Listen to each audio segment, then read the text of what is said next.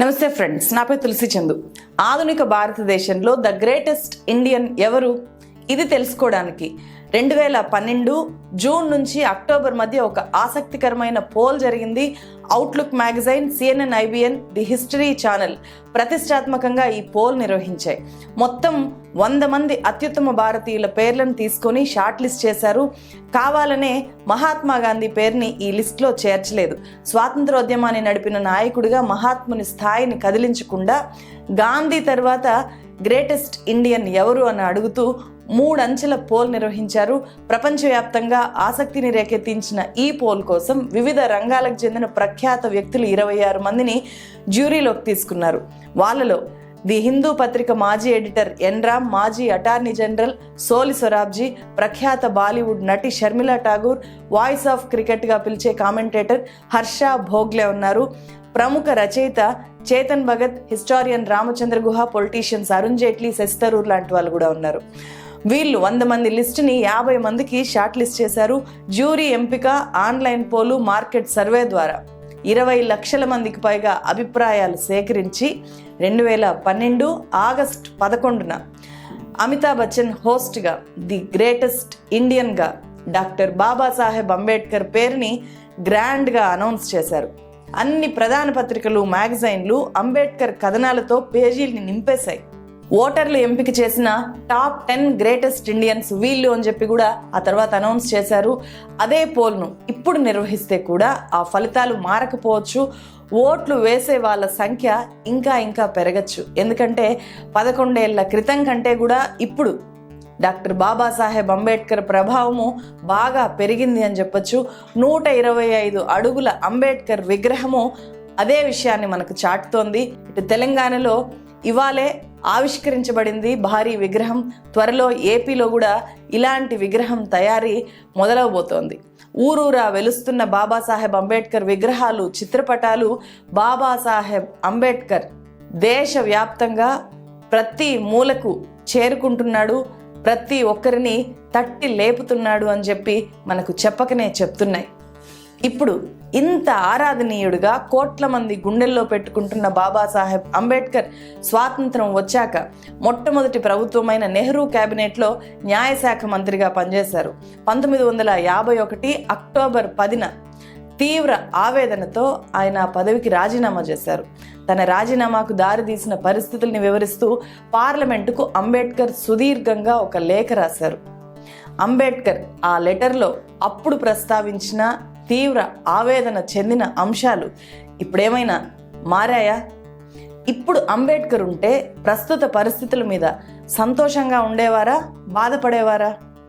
ఇవి తెలుసుకోవాలి అంటే అంబేద్కర్ రాసిన లెటర్లో ఏముందో మనం తెలుసుకోవాలి. అంబేద్కర్ రాజీనామాను అసలు ఎలా ఆమోదించారు, అప్పుడు ఏం జరిగింది అని తెలుసుకోవడానికి ప్రశాంత్ అనే వ్యక్తి RTI ద్వారా ఓ అప్లికేషన్ వేశారు. అంబేద్కర్ రాజీనామా లేఖ కాపీ తనకు ఇవ్వాల్సిందిగా ఆయన ప్రధానమంత్రి కార్యాలయం, రాష్ట్రపతి సెక్రటేరియట్, క్యాబినెట్ సెక్రటేరియట్లను అడిగారు. అతనికి ఏం సమాధానం వచ్చిందో తెలుసా? అంబేద్కర్ రాజీనామాను రాష్ట్రపతి 1951 అక్టోబర్ 11న ఆమోదించారు. అంబేద్కర్ రాజీనామా లేఖ కోసం మేము రికార్డుల్లో చాలా తీవ్రంగా వెతికాము, ఎక్కడా కూడా ఆ లేఖ మాకు దొరకలేదు అని చెప్పి ఆ ప్రశాంత్ అనే వ్యక్తికి సమాధానం అందింది RTI ద్వారా. అంటే అంబేద్కర్ రాజీనామా లెటరు రికార్డుల నుంచి మిస్ అయింది. తాను రాసిన ప్రతి ముఖ్యమైన పత్రాన్ని చాలా జాగ్రత్తగా దాచే అలవాటు లేకపోయి ఉంటే అంబేద్కర్ మొత్తం దేశాన్ని ఉద్దేశించి పార్లమెంటుకి ఆ రోజు చాలా ఆవేదనగా సమర్పించిన ఆ లెటరు ఈరోజు ఎవరికీ తెలియకుండా పోయేది. అలాగే చరిత్రని వక్రీకరించడం ఎప్పటికప్పుడు జరుగుతోంది కాబట్టి అంబేద్కర్ రాసిన ఆ లేఖని రకరకాలుగా వక్రీకరించేసేవాళ్ళు. కానీ Babasaheb Ambedkar writings and speeches అనే ఇంగ్లీష్ వాల్యూమ్ నంబర్ 14 పార్ట్ 2లో ఆ రాజీనామా స్టేట్మెంట్ అలాగే ఉంది. ఈ వీడియోలో నేను అంబేద్కర్ బయోగ్రఫీ చెప్పట్లేదు. అంబేద్కర్ జీవితంలోని విశేషాలు, అంబేద్కర్ బయోగ్రఫీ గురించి తెలుసుకోవాలి అంటే కనుక కుకు FMలో తెలుగులో Ambedkar biography summary audio book రూపంలో అందుబాటులో ఉంది. సో మీకు వీలున్నప్పుడు వినండి. ఈ వీడియోని స్పాన్సర్ చేస్తున్నందుకు కుకు FMకు నేను స్పెషల్ థ్యాంక్స్ చెప్తున్నా. 10,000 గంటలకు పైగా ఎంతో విలువైన ఆడియో పుస్తకాలు కుకు ఎఫ్ఎంలో అందుబాటులో ఉన్నాయి. గొప్ప వ్యక్తుల ఆటోబయోగ్రఫీలు ఎప్పటికప్పుడు కుకు ఎఫ్ఎం లైబ్రరీలో యాడ్ అవుతున్నాయి. నచ్చిన టైంలో వినడానికి వీలుగా ఉండే కుకు ఎఫ్ఎంని డౌన్లోడ్ చేసుకోండి. మంత్లీ సబ్స్క్రిప్షన్ 99 రూపాయలు అవుతుంది. కానీ తులసి 50 అనే నా కూపన్ కోడ్ అప్లై చేస్తే కనుక మీకు 50% డిస్కౌంట్తో 49 రూపీస్కే మంత్లీ సబ్స్క్రిప్షన్ వచ్చేస్తుంది. నేను కుకు ఎఫ్ఎం డౌన్లోడ్ లింక్ని కామెంట్ సెక్షన్లో డిస్క్రిప్షన్లో ఇస్తున్నాను. అలాగే కుకు ఎఫ్ఎంకి మీరు ఇంకేమైనా పుస్తకాల గురించి కావాలి చెప్పాలి అన్నా కూడా దానికి సంబంధించిన లింక్ని నేను ఫీడ్బ్యాక్ లింక్ని కూడా నేను కామెంట్ సెక్షన్లో డిస్క్రిప్షన్లో ఇస్తాను, ఒకసారి చెక్ చేయండి. ఇక మళ్ళీ విషయంలోకి వెళ్తే అంబేద్కర్ రాజీనామా లెటర్లో ఏం రాశారో ప్రతి ఒక్కరూ తెలుసుకోవాలి అనిపించింది నాకు. ఆయన తనకు నెహ్రూ ప్రభుత్వము తగిన ప్రాధాన్యత ఉన్న శాఖ ఇవ్వలేదు అని చెప్పి చాలా బాధపడ్డారు. ఇంకా ఎంతో చేయాలి అని చెప్పి ప్రతి క్షణం ఆయన ఆలోచించారు.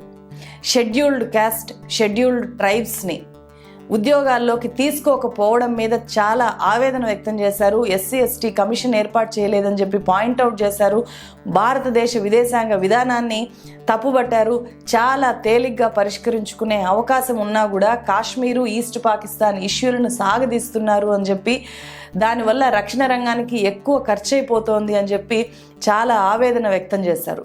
ఆయన రూపొందించిన హిందూ కోడ్ బిల్లుని అప్పటికి పార్లమెంటులో చట్టంగా అమలు చేయకపోవడం మీద తీవ్ర ఆవేదన వ్యక్తం చేస్తూ బాబాసాహెబ్ అంబేద్కర్ రాజీనామా చేశారు. అంబేద్కర్ రాజీనామా లెటర్లో ప్రస్తావించిన అంశాలు మన చరిత్ర, వర్తమానానికి చాలా డాట్స్ని కనెక్ట్ చేస్తాయి. మనం ఆటోమేటిక్గా కనెక్ట్ అయిపోతాము. ఏది మనకు కొత్త విషయంలాగా అనిపించదు వింటే, అది చదివితే కనుక. పార్లమెంటులో అక్టోబర్ 10, 1951 నాడు తన న్యాయశాఖ మంత్రి పదవికి ఎందుకు రాజీనామా చేసింది చెప్తూ డాక్టర్ బాబాసాహెబ్ అంబేద్కర్ సమర్పించిన లేఖ మీద నాకు దొరికిన తెలుగు అనువాదాన్ని మీకు చదివి వినిపిస్తాను. హైదరాబాద్లో 125 అడుగుల భారీ అంబేద్కర్ విగ్రహం ఆవిష్కృతమైన సందర్భంగా ద గ్రేటెస్ట్ ఇండియన్ అంబేద్కర్ను మరింత లోతుగా అర్థం చేసుకోవడానికి ఈ లెటర్ మనకు చాలా ఉపయోగపడుతుంది. అలాంటి ఒక్కడి గురించే ఈ పుస్తకం రాసింది. వీరప్రతిమ. వీరప్రతిమ? ఆ రాయి పైన అతని రూపమే చెక్కారంటే అతనేదో గొప్పదే సాధించుండాలి.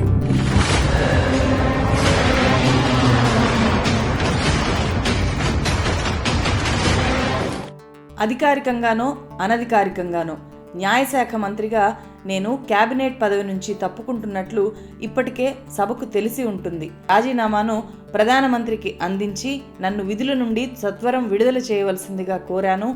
ప్రధానమంత్రి ఆ మర్నాడే నా రాజీనామాను ఆమోదించారు. అయితే పార్లమెంట్ సెషన్ పూర్తయ్యే వరకు సభలో కొనసాగవలసిందిగా ప్రధానమంత్రి కోరడంతో రాజ్యాంగ అనుసరణ పద్ధతులకు లోబడి కొనసాగుతున్నాను.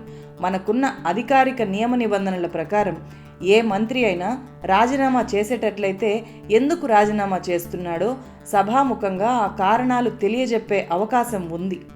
ఈ పదవిని నేను నిర్వర్తిస్తున్న కాలంలో అటువంటి రాజీనామా ప్రకటనలు కొన్ని జరిగాయి కూడా. అయితే రాజీనామా చేసిన మంత్రులందరికీ ఇటువంటి ప్రకటనలు చేసే విషయంలో వర్తించే పద్ధతి ఏమీ లేదు. కొద్ది రోజులుగా ఏ పద్ధతి అనుసరించాలి అని నేను మదనపడ్డాను. అన్ని పరిస్థితులను అవగాహన చేసుకున్న తర్వాత సభలో ఇటువంటి ప్రకటనలు ఇవ్వడం అవసరమే కాదు, అది కేబినెట్ మంత్రి విధి నిర్వహణలో భాగం అన్న నిశ్చయానికి వచ్చాను. కేబినెట్ తన పరిధిలో ఎలా పనిచేస్తుందో తెలుసుకునే అవకాశం ఈ సభకు ఉండదు. కాబట్టి మంత్రులంతా సామరస్యంగానే పనిచేస్తున్నారని, కేబినెట్ సభ్యుల మధ్య విభేదాలేమీ లేవు అని ఈ సభ భావిస్తూ ఉండవచ్చు. అలాంటప్పుడు ఆ వ్యక్తి ఏం తప్పు చేశాడో, రాజీనామా చేసి బయటకు వచ్చేశాడు అని ప్రజలు అనుకోకుండా ఉండాలి అంటే రాజీనామా చేసే వ్యక్తి తన రాజీనామాకు దారితీసిన పరిస్థితుల్ని సభకు తెలియజేయడము అనేది అతని బాధ్యత. మనకు వార్తాపత్రికలున్నాయి.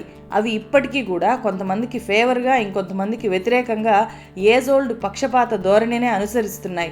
వార్తల్లోనే తీర్పులు ఇచ్చేస్తుంటారు. పత్రికలో ఎక్కడైనా కాస్త ఖాళీ స్థలం కనిపిస్తే పలానా వ్యక్తి రాజీనామాకు ఈ కారణాలున్నాయి, ఇలాంటి కారణాలుంటాయి అని అసలు కారణం తప్ప ఏవేవో రాస్తారు. ఇక్కడ ఆ వ్యక్తి తనకు నచ్చితే వాళ్ళకి అనుకూలంగా రాస్తారు, నచ్చకపోతే వ్యతిరేక వార్తలతో ఆ ఖాళీ ప్రదేశాన్ని నింపేస్తారు. నా విషయంలో కూడా వాళ్ళు అలాగే రాశారు. అందువల్ల నిజాలు ఏమిటో తెలిసే విధంగా నా ఈ ప్రకటనని నేను పార్లమెంటు నుంచి బయటికి వెళ్లే ముందు అందరికీ ప్రకటిస్తున్నాను. ప్రధానమంత్రి నన్ను తన క్యాబినెట్లో న్యాయశాఖ మంత్రిగా చేరాలంటూ ఆహ్వానించి నేటికి 4 సంవత్సరాల 1 నెల 26 రోజులైంది. ఈ ఆహ్వానం నాకు ఆ రోజు చాలా ఆశ్చర్యం కలిగించింది.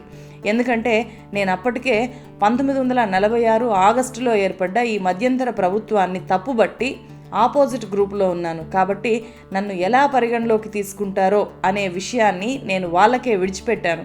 నా అనుమానాలు నాకున్నాయి. ఎప్పుడూ నాతో సఖ్యతగా లేని వాళ్ళతో ఎలా మెలుగుతానో అన్నది నాకు అప్పటికి అర్థం కాని విషయం.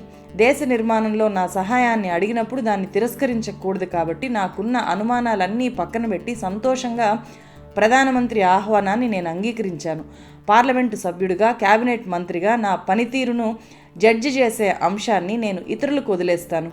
క్యాబినెట్లో నా సహాయ మంత్రులతో నాకు గల సంబంధాలు, అనుభవాలు నన్నే విధంగా నడిపాయో, వివిధ కారణాల వల్ల నాలో ఎటువంటి అసంతృప్తి కలుగుతూ వచ్చిందో నేను మీకు ఇప్పుడు తెలియజేస్తాను. నేను వైస్రాయి ఎగ్జిక్యూటివ్ కౌన్సిల్లో సభ్యుడిగా పనిచేశాను. కాబట్టి దేశ పరిపాలనలో న్యాయశాఖ ప్రాధాన్యత పెద్దగా లేదనే విషయం నాకు తెలుసు. భారత పాలసీ రూపకల్పనలో న్యాయశాఖ పాత్ర అనేది ఒక సబ్బులేని సబ్బుపెట్టె లాంటిది. వృద్ధులైన న్యాయవాదులు ఏమీ తోచక ఆడుకునే ఆట వస్తువు లాంటిదే ఈ న్యాయశాఖ. ప్రధానమంత్రి ఈ పదవికి నన్ను ఆహ్వానించినప్పుడే నాకున్న అర్హతలు ఏంటో చెప్పి దేశాభివృద్ధికి కీలకమైన ప్రణాళికలు ఉంటాయి కాబట్టి నాకు పరిపాలనా సంబంధ శాఖను కేటాయించాల్సిందిగా కోరాను. ప్రధానమంత్రి దానికి అంగీకరిస్తూ ప్రణాళికా శాఖను ఏర్పాటు చేశాక మీకే అప్పగిస్తాను అన్నారు. దురదృష్టవశాత్తు ఆ శాఖను ఏర్పాటు చేసే టైంకి నేను పార్లమెంటు నుంచే వెళ్ళిపోతున్నాను. క్యాబినెట్లో మంత్రిత్వ శాఖల్ని ఒకరి నుంచి మరొకరికి బదలాయించడం జరుగుతూ ఉంటుంది. వాటిలో దేనికైనా నన్ను ఎంచుకుంటారని నేను ఆశించాను. కానీ నా పేరు దేనికి స్వీకరించబడలేదు. కొంతమంది మంత్రులకు 2-3 శాఖలు ఇవ్వడంతో వాళ్ళు వాటిని నిర్వహించలేక, పనులు పూర్తి చేయలేక సతమతమవుతూ ఉండేవాళ్ళు. అదే టైంలో నాలాగా ఎక్కువ పనులు చేయాలన్న ఉత్సాహంతో ఖాళీగా ఉండేవాళ్ళు కూడా క్యాబినెట్లో ఉన్నారు. ఒక మంత్రి గారు విదేశాలకు వెళ్ళిన సందర్భంలో కూడా ఆ శాఖను నాకు తాత్కాలికంగా కూడా అప్పగించలేదు. ప్రభుత్వ పదవులను అందివ్వడంలో ప్రభుత్వాన్ని నిర్వహిస్తున్న ప్రధాని చూపించే విధి విధానాలు ఏంటో అర్థం కావు. సామర్థ్యాన్ని బట్టి శాఖలు కేటాయిస్తారో లేదా స్నేహ కానుకగా ఇస్తారో కూడా తెలీదు. నేను క్యాబినెట్ మంత్రిని అయినప్పటికీ నన్ను విదేశీ వ్యవహారాలు, ఆర్థిక, రక్షణ శాఖలకు సంబంధించి వేసిన ఏ కమిటీలో కూడా సభ్యునిగా నియమించలేదు. నేను ఆర్థిక శాస్త్రంలో పట్టభద్రుని కాబట్టి ఆ కమిటీలో నన్ను వేస్తారు అని భావించాను. ప్రధానమంత్రి దేశంలో లేని కాలంలో నన్ను ఈ కమిటీలో సభ్యుడిగా నియమించారు. ఆయన దేశానికి తిరిగి రాగానే ఆ కమిటీని పునర్నిర్మించే పేరుతో ఇంకో కమిటీ వేసి ఆ కమిటీలో నన్ను లేకుండా చేశారు. నేను నా నిరసన తెలిపాక తిరిగి మార్చిన కమిటీలోకి నన్ను తీసుకున్నారు. ప్రభుత్వ పదవుల విషయంలో ప్రధానికి నేనెప్పుడూ కంప్లైంట్ చేయలేదు. పార్లమెంటులో పవర్ పాలిటిక్స్ విషయంలో కానీ, పోర్ట్ఫోలియోస్ విషయంలో కానీ, సంప్రదింపులు కానీ, పదవులన్నీ ఎగేసుకుపోవడంలో కానీ నేనెప్పుడూ ఒక పార్టీగా లేను. నేను చేసే సేవల మీదనే నాకు నమ్మకం. ప్రధానమంత్రి ఏ పదవికైతే నేను సరిపోతాను అని భావించి ఇచ్చారో ఆ పనిని ప్రధాన కర్తవ్యంగా చేశాను. ఇంతకంటే మంచి పదవిని ఇచ్చినా లేదా మరో పదవిని దానికి జత చేసినా బాగుండేది అని మాత్రమే నేను భావించాను. అయితే ఇప్పుడు ఈ ప్రభుత్వంతో, అంటే కాంగ్రెస్ ప్రభుత్వంతో ఏ విధంగా అసంతృప్తికి గురయ్యానో ఆ సంగతుల్ని నేను ఇక్కడ ప్రస్తావిస్తాను. వెనుకబడిన తరగతుల సంక్షేమాన్ని భారత రాజ్యాంగంలో చేర్చనందుకు నేను అప్పుడే నిరసన తెలిపాను. కేంద్ర ప్రభుత్వ కార్యవర్గము రాష్ట్రపతి ఆమోదంతో బీసీ కమిషన్ను నియమిస్తుంది అని, ఆ బీసీ కమిషన్ రికమెండేషన్లను ప్రభుత్వం పాటిస్తుంది అని నాకు చెప్పారు. అందుకే ఆ విషయాన్ని నేను వాళ్ళకే వదిలేశాను. భారత రాజ్యాంగాన్ని రాసుకుని సంవత్సరం గడిచిపోయింది. షెడ్యూల్డ్ కులాలు, తరగతులకు ఇంగ్లీష్ ప్రభుత్వం కల్పించిన రక్షణలేంటి? ప్రస్తుత రాజ్యాంగ నిర్మాణ కమిటీ ఎలాంటి రక్షణలు కల్పించాలి అన్న అంశాలపై నేను 1946లో ఎక్కువగా పనిచేశాను. అప్పుడే దాని మీద ఒక రిపోర్టును ఐక్యరాజ్య సమితికి పంపాల్సి ఉండేది, కానీ పంపలేకపోయాను. అలా చేయడం కన్నా రాజ్యాంగ పరిషత్తు, పార్లమెంటు ఎస్సీ ఎస్టీలకు ఏ రక్షణలు కల్పిస్తాయో చూసి ఆ తరువాతే యుఎన్కి ఆ రిపోర్టు పంపడం మంచిది అనిపించింది. నిజానికి ఎస్సీ ఎస్టీలకు రక్షణ విషయంలో రాజ్యాంగం విధాన ప్రకటనలు నాకేమీ అంతగా సంతృప్తినివ్వలేదు. అయితే ఆచరణలో అయినా ప్రభుత్వము వాళ్ళ మీద శ్రద్ధ తీసుకుంటుంది అని నేను అనుకున్నాను. దేశంలో స్వాతంత్రం రాకముందు పరిస్థితులే ఇప్పటికీ ఉన్నాయి. అదే దారుణమైన నియంతృత్వం, అణచివేత, అవే వైషమ్యాలు అలాగే కొనసాగుతున్నాయి. ఇంకా దారుణంగా కూడా తయారవుతున్నాయి. వీటికి సంబంధించి నేను ఎన్నో ఉదాహరణలు చూపించగలను. ఢిల్లీ చుట్టుపక్కల ప్రాంతాల నుంచి వందలాది మంది బాధితులు తమను వర్ణ హిందువులు ఎలా యాతనకు గురి చేస్తున్నారు, హింసిస్తున్నారు అని చెప్పి పోలీస్ స్టేషన్లో కంప్లైంట్ చేయడానికి వెళ్తే పోలీసులు కేసులు రిజిస్టర్ చేయట్లేదు అని చెప్పి వాళ్ళంతా నా దగ్గరకు వచ్చి గోడు వెళ్ళబోసుకుంటున్నారు. కోట్లాది మందిని ఇలా అంటరాని వారన్న పేరుతో దారుణంగా పీడించడం, హింసించడం అనేది ప్రపంచంలో ఇంకెక్కడైనా ఉందేమో తెలుసుకుందాము అని చెప్పి నేను దేశాల చరిత్రల్ని తరచి చదివాను, పరిశోధించాను. ఈ దేశంలో తప్ప ఇంకెక్కడ ఇటువంటి దారుణం లేదు. ఇప్పటికీ షెడ్యూల్డ్ క్యాస్టుల వారికి ఎలాంటి రిలీఫ్ ఎందుకు కల్పించలేదు? ఇదే సమయంలో ప్రభుత్వం ముస్లింల పట్ల పెట్టే శ్రద్ధను గమనించండి ఒకసారి. దానితో షెడ్యూల్డ్ కులాల వారి పట్ల తీసుకుంటున్న శ్రద్ధతో పోల్చండి. ప్రధానమంత్రి ముస్లింల రక్షణ కొరకు తన పూర్తి సమయాన్ని వినియోగిస్తున్నారు. వారే కాదు, ఎవరైనా సరే వినియోగించాలి. అలా శ్రద్ధ చూపక తప్పదు. నేను అదే గట్టిగా కోరుకుంటాను. కానీ నేను అడిగేది ఏంటంటే, ఈ దేశంలో ఎస్సీ ఎస్టీలు, ఇండియన్ క్రైస్తవులకు రక్షణ కల్పించాలి కదా. ప్రధానమంత్రి వీరి రక్షణ కోసం శ్రద్ధ కనబరుస్తున్నారా? అసలు నాకు తెలిసినంత వరకు ఎస్సీ ఎస్టీల బాధలు ముస్లింల బాధల కంటే చాలా తీవ్రమైనవి. కాబట్టే వారి మీద ఎక్కువ శ్రద్ధ చూపించాలి. ఎస్సీ ఎస్టీలను నిరాదరణకు గురి చేస్తున్నారు అని చెప్పి నేనేమీ నిందమోపడం లేదు. ఎస్సీ ఎస్టీలకు 12:3% రిప్రజెంటేషన్ కల్పిస్తాము అని చెప్పి గతంలో హామీ ఇచ్చారు కదా అని అడిగితే గౌరవనీయ హోంమంత్రి సర్దార్ వల్లభాయ్ పటేల్ గారు అసలు నా ప్రశ్నే బేస్లెస్ అని కొట్టిపారేశారు. తన అసహనాన్ని సంతృప్తిపరచుకోవడానికే ఆయన అలా అనుండొచ్చు. కానీ నేను అన్ని ప్రభుత్వ శాఖల్ని, మీ శాఖల్లో ఎంతమంది ఎస్సీ ఎస్టీలకు ఎన్ని ఉద్యోగాలు కల్పించారో నాకు లిఖితపూర్వకంగా ఇవ్వండి అని చెప్పి అడిగాను. ఇంచుమించు అన్ని ప్రభుత్వ శాఖలు కూడా మేమెవరిని చేర్చుకోలేదు అని చెప్తూ నిల్ రిపోర్టులనే నాకు ఇచ్చాయి. కొన్ని శాఖలు మాత్రమే చాలా తక్కువ మందిని చేర్చుకున్నాము అని చెప్పి రిపోర్ట్లు ఇచ్చాయి. ఈ రిపోర్ట్లు నిజం కాదు అని చెప్పి గౌరవ హోంమంత్రి గారు అనగలరా? ఆయన నా ప్రశ్నే బేస్లెస్ అన్నప్పుడు నేను ఇంకేం మాట్లాడగలను? నేను పుట్టిన షెడ్యూల్డ్ కులాల అభివృద్ధికి పాటుపడాలని చిన్నతనం నుండే లక్ష్యంగా పెట్టుకున్నాను.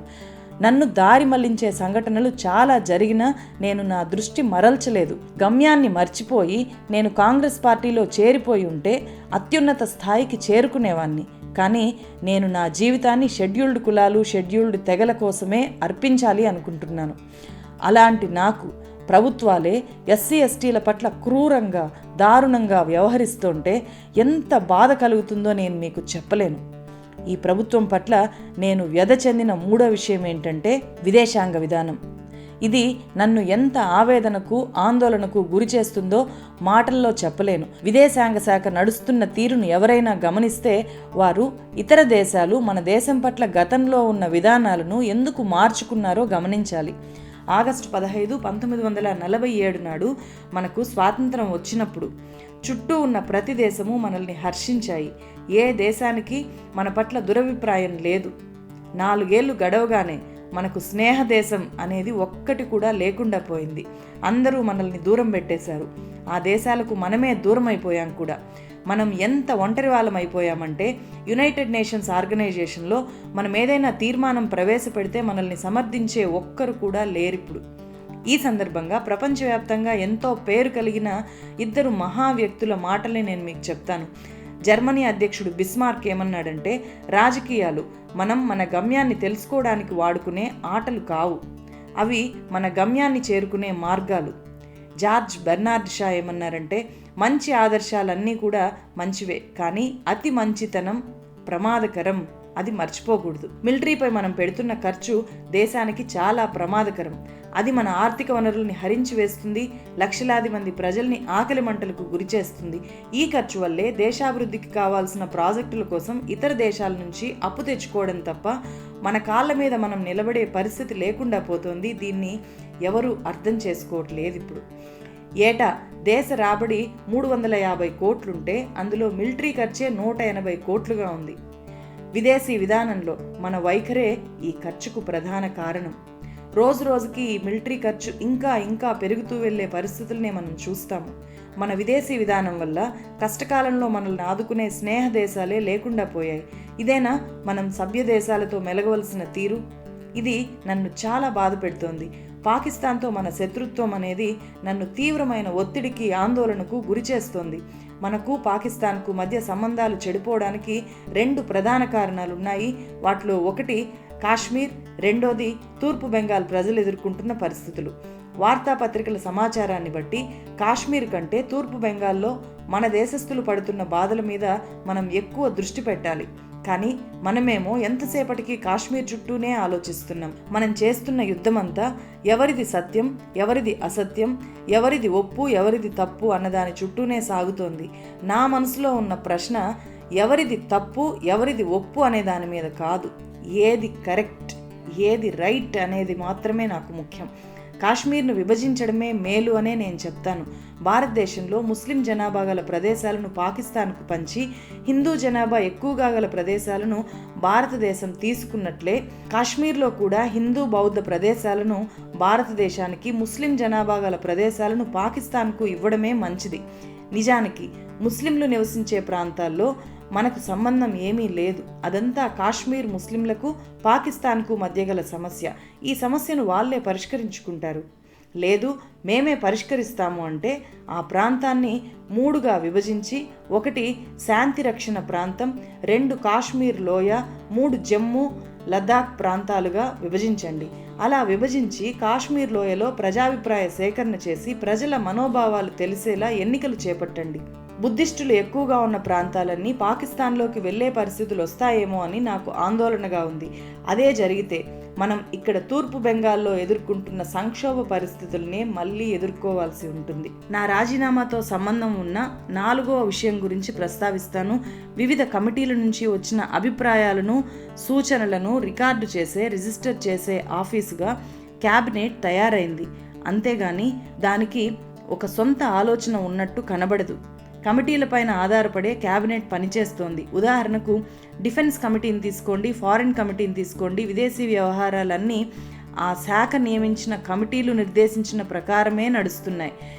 దేశ రక్షణ వ్యవహారాలన్నీ ఆ శాఖ నియమించిన కమిటీ ఏం చెబుతున్నదో ఆ ప్రకారమే జరుగుతున్నాయి. ఒక కమిటీలో ఉన్నవారే వేరే కమిటీలో ఉన్న సభ్యులుగా ఉంటున్నారు. నేను ఏ కమిటీలోనూ సభ్యునిగా లేను. వాళ్ళు ఇనుప తెరల మధ్య రహస్యంగా నిర్ణయాలు తీసుకుంటారు. అందులో సభ్యులు కాని వాళ్ళు క్యాబినెట్ మంత్రులైనా సరే ఆ కమిటీల వాళ్ళు ఏం చెప్తే ఆ ప్రకారము విధానాల రూపకల్పనలో వారికి ఎటువంటి అవకాశం లేకుండా ఉమ్మడి బాధ్యతను తీసుకోవాలి. ఇది అసాధ్యమైన విషయం కదా. నేనిప్పుడు చివరిగా ఈ రాజీనామాకు ఎందుకు నిర్ణయం తీసుకున్నానో ఆ సంగతి చెప్తాను. హిందూ కోడ్ బిల్లు పట్ల వారి విధానమే నా రాజీనామాకు కారణం.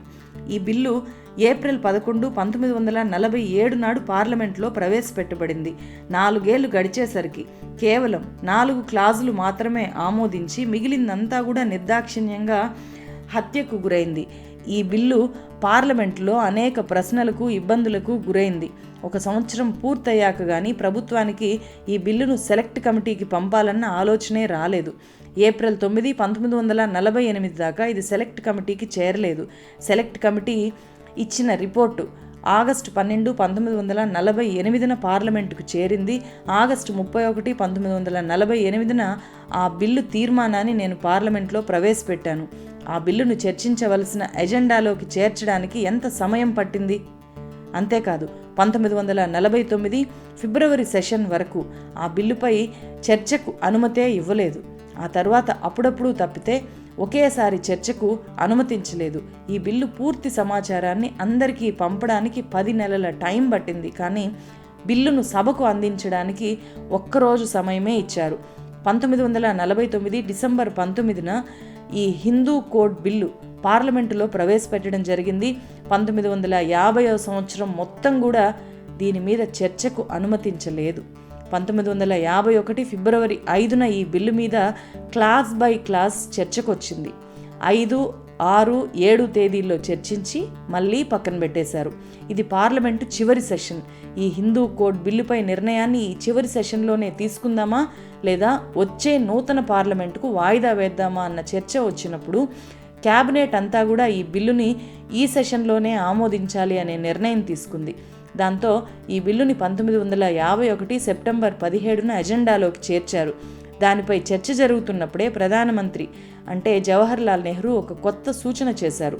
ఈ బిల్లుని మొత్తం ఒకేసారి ఆమోదించేంత సమయం లేదు కాబట్టి ఆమోదించకుండా తిరస్కరించడం కంటే 1-2 క్లాజుల్ని ఆమోదించి మిగిలినవి వచ్చే పార్లమెంటు నిర్ణయానికి వదిలేద్దాము అనేది ఆయన చేసిన సూచన. ఈ సూచన నిజంగానే నాకు ఒక గొడ్డలి పెట్టు. అయినా మొత్తం పోగొట్టుకోవడం కంటే కొంచెమైనా రక్షించుకోవాలి అనే నేను అంగీకరించాను. బిల్లులోని వివాహము విడాకుల అంశాన్ని ఆమోదిద్దాము అని ప్రధానమంత్రి సూచించారు. అదే ప్రధానమంత్రి మళ్ళీ ఇంకో కొత్త సూచనతో సభ ముందుకొచ్చి వివాహం విడాకులు భాగం కాకుండా మొత్తం బిల్లునంతా కూడా నూతన పార్లమెంటు నిర్ణయానికి వదిలేద్దాము అన్నారు. ఇది నాకు ఒక షాక్, ఒక పిడుగుపాటు. నేను నిర్ఘాంతపోయి అలా నిలుచుండిపోయాను. ఈ 2 భాగాలైతే ఆమోదించబడతాయి అని ఎదురు చూస్తున్నంతలో ఆయన ఇలా అనడము ఎంత అన్యాయం. కొంతమంది సభ్యులు ఈ బిల్లు ఆమోదింపబడడానికి ఇంకా సమయము ఇంకా ఆధారాలు కావాలి అంటున్నారు. ఈ బిల్లు అప్పటికే మెజారిటీ పొందింది. ఇంకా ఎందుకు ఆలస్యం చేస్తున్నారు? మెజారిటీ ఉన్నప్పటికీ ఇలా చేయవచ్చు అని ఏ స్టాట్యూట్ బుక్లో ఉంది?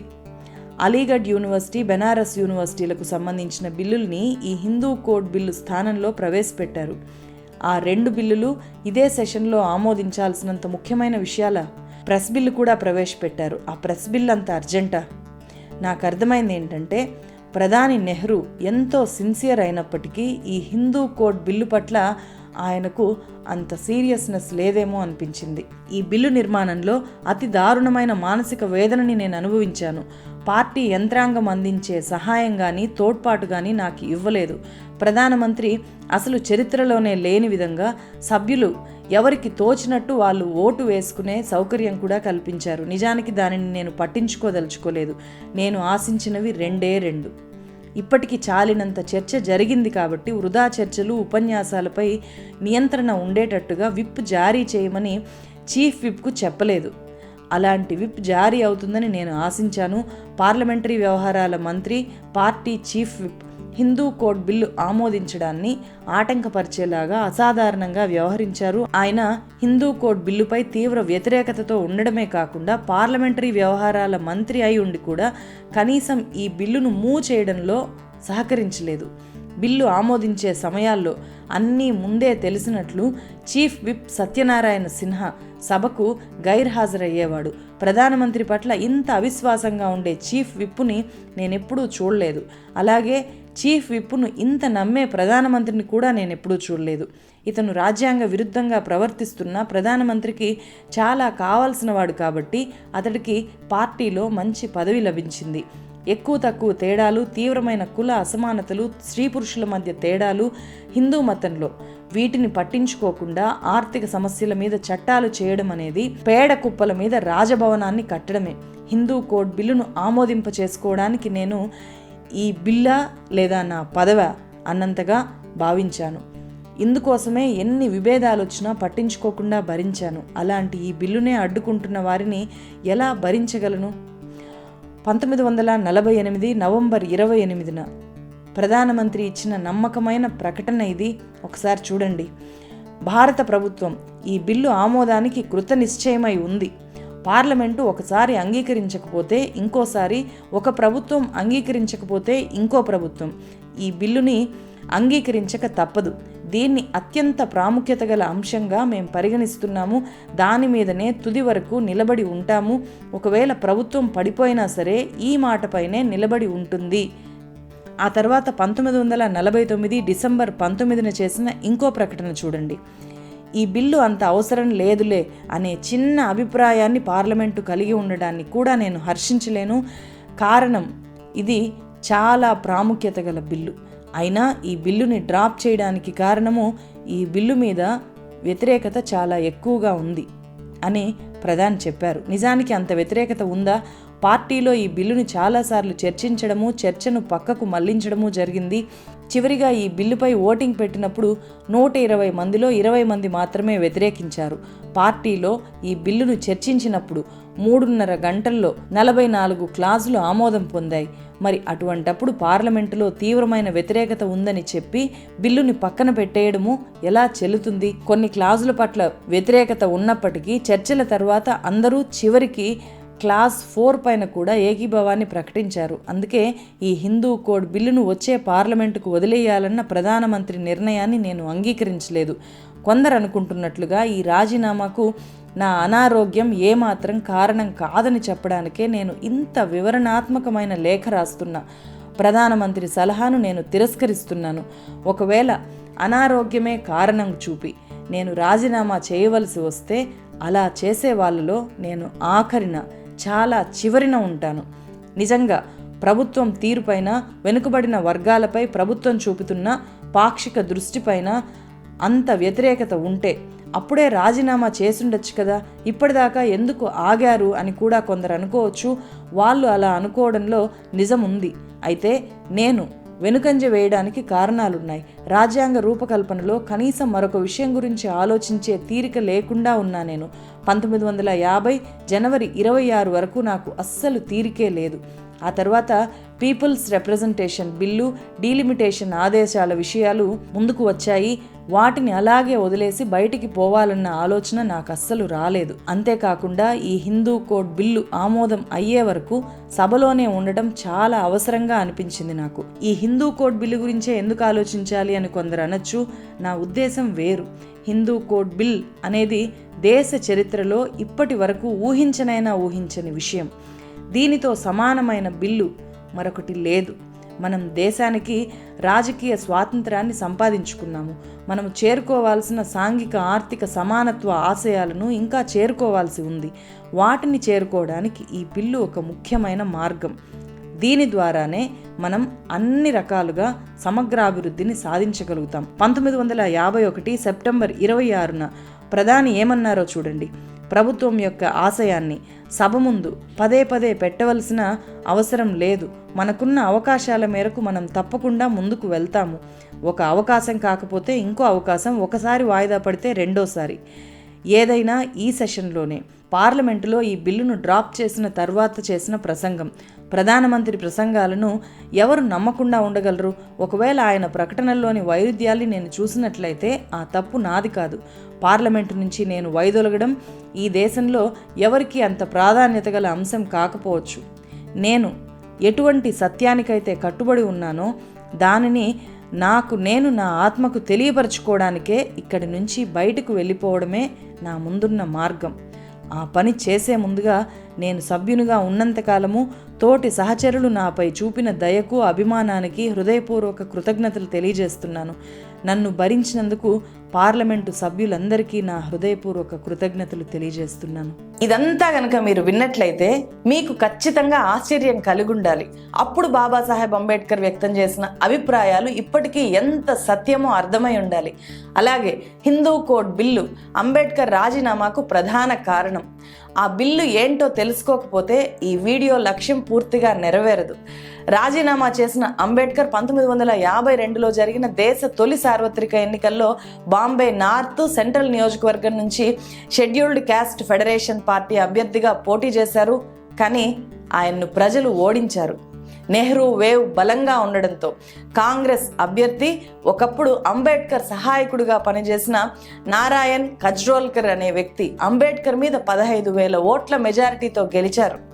ఆ సార్వత్రిక ఎన్నికల్లో హిందూ కోడ్ బిల్లును అమల్లోకి తెస్తాము అని చెప్పి నెహ్రూ విస్తృతంగా ప్రచారం చేశారు.